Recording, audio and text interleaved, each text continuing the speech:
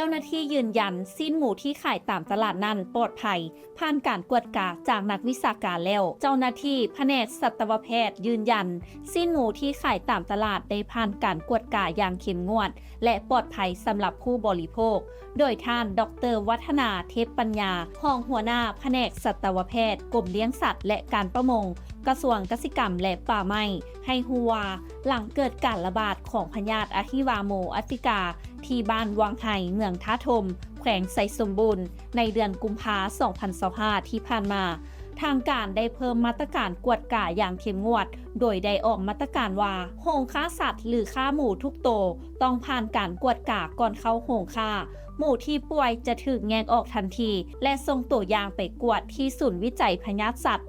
นอกจากนั้นยังมีการกวดกาตลาดโดยมีหน่วยงานลงกวดสิ้นหมูในตลาดอย่างเป็นประจำบ่เพียงแต่กวดพยาธิอะฮิวาโม